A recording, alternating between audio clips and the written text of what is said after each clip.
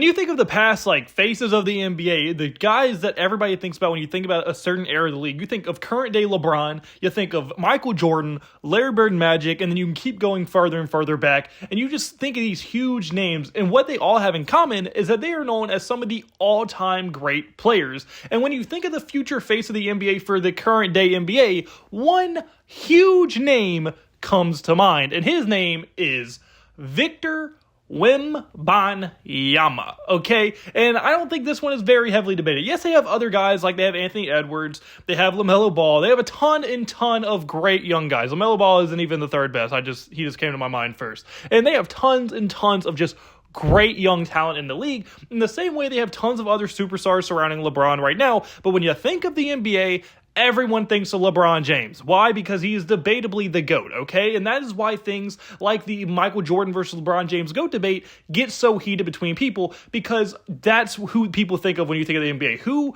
is the face of the league at a certain time, and both of those were hands down the face of the NBA. So in this video, I'm going to be trying to answer two questions. One, is Victor Wembanyama the future of the NBA? Is he going to be the guy when you think of the NBA, you think of Victor Wembanyama, and is he good enough to potentially one day be the GOAT?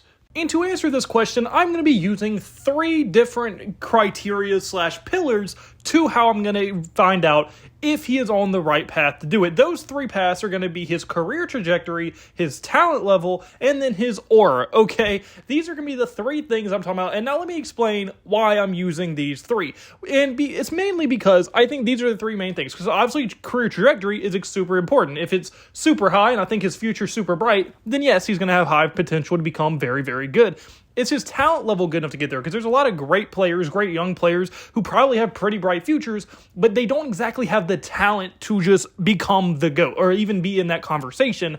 And then I'm going to go through aura. And now, aura, admittedly, is going to be the least important category, but also it's just kind of like one of those things where, like, you think of Michael Jordan, his aura was off the charts, okay? Just unbelievable levels. Same with LeBron. Like, these two players, anything they do is heavily documented. Even Kobe Bryant, who's debatably a top 5, top 10 player in NBA history, their aura is just absurdly high. Like, people want to know what's going on in their lives at all times. And I'm going to be saying, does Victor Wembanyama match up on all three of these categories? And if he does, then we'll be able to determine whether he will be a future GOAT or not. And with all the context and all the parameters set out for you, let's go on and get into the first category of this video.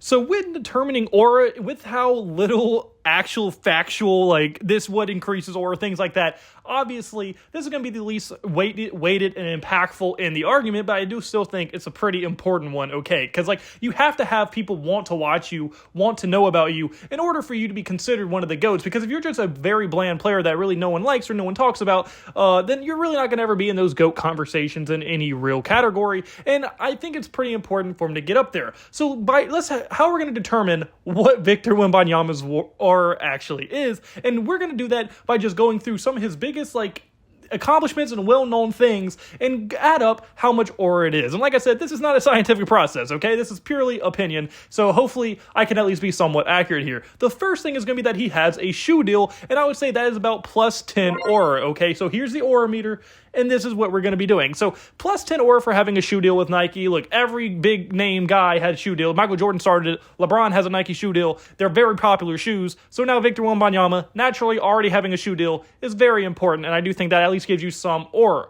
And then the second one is going to be something he did very recently, where he went play chess in the park in New York, and he played against, like, a few grandmasters and things like that. I would say that's plus 25 aura for the sole reason of how popular it got. The chess community bid onto it. The NBA community bid onto it. It got to mainstream media, all from a dude just going play chess in a park, okay? So I would say that is very, very important, that just by him doing such a little thing, just because it's a little out there because he's playing chess, so many people want to talk about it, I would say that's good enough for the plus 25 aura that I have given it to him.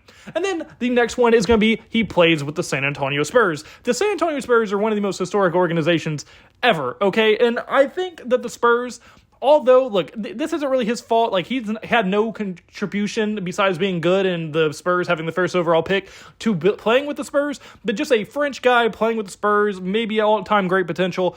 that's always going to give you some aura. But due to him not really doing anything to get there, besides being good and getting lucky with the Spurs having that pick, it's only going to be a +5 aura category. And for the next one, it's going to be a +15 aura one where he just had insane hype coming in. Now, the insane hype is very important because like LeBron James was probably, to this day still, the most hyped high school basketball player of all time. Maybe guys like Zion kind of came close, or even like LaMelo when he was in Chino Hills came close. But I would say it's by far LeBron. Like, LeBron in high school's hype was absurd. And although Michael Jordan didn't have a lot of hype coming out of high school and things like that, he had an insane amount of hype coming into from college because of just the fact that he hit the North Carolina buzzer beater, all the things like that. And he just had a lot of hype coming in. And then Victor Wembanyama, when he was playing overseas, due to how freakish it was that he was 7'3", doing what he was doing, he had tons of aura. So I would say that's good for +15. And then the last category is going to be his nickname. He has the Alien. I think that's a pretty dope nickname. It's a pretty unique one as well. It's not just like WB whatever his number is, right? So I think it's pretty unique, and I think it's big because look at the other GOATs. Once again, like you have the Black Mamba, you have King James, you have Black Jesus, what a lot of people called Michael Jordan back in the day, Black Cat, things like that. Like, you just had these very big like deal nicknames, and I think that is exactly what Wembanyama already has in the Alien, and I think that's going to be a very big deal going forward. So I'd say +50 aura for that one, being by far his most aura gaining subject so far, and he's only going to gain more as his career goes on. Remember, he's only like a year and a quarter in, so when it comes to aura, due to how young he is, I do think it is going to get up there, and I think he's already got the attention of the fans, and I think it's going to go a very long way going forward. So for the first category, I think it is a grand slam, out of the park home run. He definitely has it so far, and looks like he's going to continue to gain more as he goes forward. So the first category is an abundant success. So now that he has cleared this category in the aura section, we are going to be moving on to the next category for this video. You don't know what you did to me.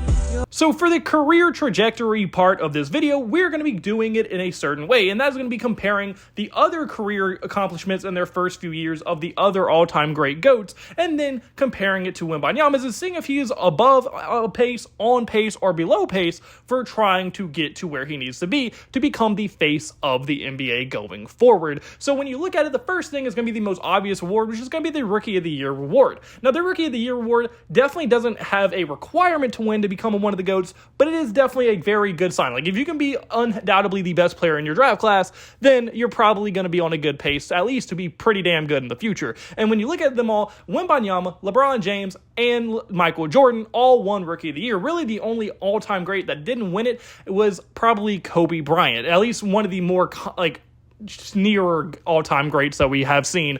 Kobe Bryant is really the only one who hasn't won it and went on to be one of the best players of all time. And then a huge accomplishment that kind of puts him above pace of the other guys, Victor Wembanyama is the only rookie ever to make an all-defensive first team. And by the way, he only came into second for Defense Player of the Year, I would say, because he's a rookie. I mean, there is no explanation to why he shouldn't have won it his rookie season, but he made the all-rookie first team, and that was historic enough. As like I said, he is the only player to do it. And the only other 5 rookies to ever even make an all-rookie second team, or all-defensive second team as a rookie, were guys with the name of Tim Duncan, David Robinson, Manute Bol, Hakeem Olajuwon, and Kareem Abdul-Jabbar. I would say those are pretty damn good names to be compared with when you are Victor Wembanyama. So this is a gigantic accomplishment for him and is going to go a very long way of giving him a lot of credit going forward and really building his resume going forward even this early on in his entire career. And then to show just how great the defense is even more, he is only one of 2 rookies to ever win the block championship for a season, the only other rookie being Manute Bol, who, yes, Manute Bol isn't a Hall of Famer, but he is known as being one of the best defenders and shot blockers in NBA history.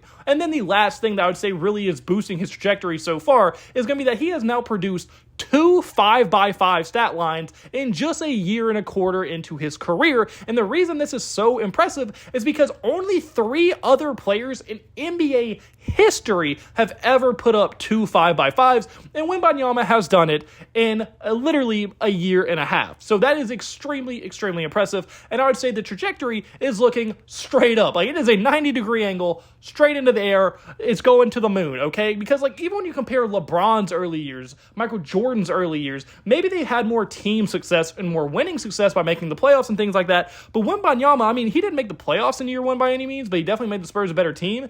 And the Spurs are looking like at least a play-in level team this season. So he is definitely helping them win games while also accomplishing these huge accomplishments that very few people have ever done. And the only other people that even come close to do what he is doing are all their all-time greats. Like Tim Duncan and David Robinson are seen as two of the best big men of all time. Same with Hakeem Olajuwon. Same with Kareem Abdul-Jabbar. So, like, to already be in the same conversation with names like that is just unbelievably impressive, especially for a player as young as he is. And then on top of all of that, the next thing that can show trajectory very well is he improving year over year? And just from year 1 to year 2, a very small sample size of like time to develop, he has already shown tons of improvement as he is averaging 4 more points per game at 25 points per game. He's averaging 4 blocks per game, which is over his last year's averages, more rebounds, better efficiencies across the board in every single category, and he's doing it on very similar attempts and minutes. So it's not like minutes or attempts are the reason these numbers are going up. It's not at all. He's doing the exact same thing on basically the exact same minutes, just at a much higher level than even he was a year ago,